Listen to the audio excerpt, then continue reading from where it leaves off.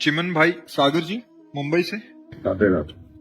राधे राधे। श्री हरिवंश महाराज जी। महाराज जी, हमारी एक संस्था है जो जरूरतमंदों को अनाज देते हैं, पर कुछ लोग हमें बोलते हैं कि आप इससे उनको कमजोर कर रहे हैं, इससे वो कुछ नहीं करेंगे। अतः आपसे प्रार्थना है कि आप हमारा मार्गदर्शन करें कि हम इस सेवा को कैसे सुचारू रूप से करें। ऐसे लोगों की बातें नहीं सुनते हैं, ये बहिर्मुख लोग होते हैं। उनको क्या पता कि कितने ऐसे हमारे भारत में जिनको चैन से रोटी नहीं मिलती है, क्योंकि गांव में वो दृश्य हमने देखे हैं। जो ऐसे लोग हैं उनका सहयोग करना चाहिए। कोई भी मनुष्य ऐसा नहीं कि कायर बन के जीना चाहता है। कई परिस्थितियां ऐसी होती हैं जिससे मेहनत करने पर भी वो अपने परिवार को सम्यक सुख सुविधाएं नहीं दे पाते, और यदि हम 4 लोग मिलकर के उनको सहयोग कर देते हैं, ये बहुत बड़ा सुकृत बन जाता है। ये बातुल भूत विवश मतवारे, ते नहीं बोले बचन विचारे, तिनकर कहा सुनी नहीं काना, गोस्वामी जी ने कहा। ऐसे लोगों की बातें नहीं सुनते। जैसे कहते ये भिखारी हैं, इनको क्यों देंगे तो ये ऐसे कायर बने रहे। नहीं, कई ऐसे हैं जिनके शरीर काम नहीं कर रहे हैं, और अगर उनको आप कुछ भोजन या व्यवस्था कर देते हैं, वो भगवान के सहारे जी रहे हैं, तो उनके प्रति ऐसा नहीं। हाँ, कुछ ऐसे हैं जो इस तरह का नाटक करके व्यसन आदि करते हैं, उसमें थोड़ा ध्यान दे देना चाहिए।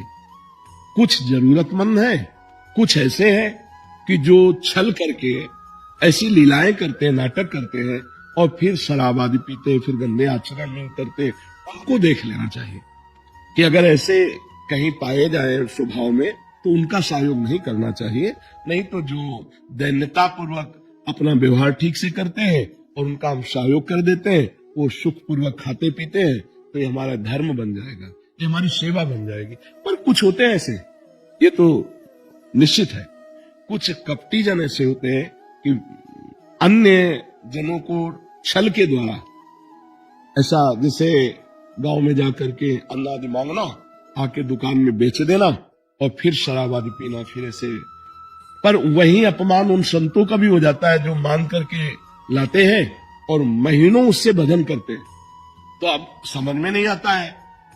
तो छल कपट तो साथ ही चलता है, बाया है। तो भगवान से प्रार्थना करे कि मुझे ऐसे लोगों की सेवा मिले जो वास्तविक सेवा हमें देने योग्य है। क्योंकि हम कैसे पहचान करें, वो भी झोली और वो भी झोली लिए।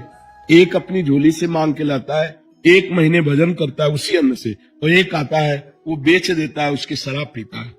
तो वो तो गलत आचरण में गया और वो भजन में गया। अब इसका भेद समझ पाना थोड़ा कठिन होता है।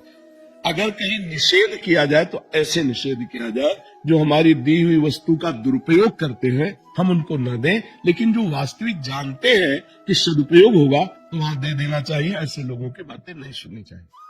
कुछ 10% ऐसे निकलते हैं जो गलत होते हैं, 90% जरूरतमंद वाले ही होते हैं। हाँ, बिल्कुल।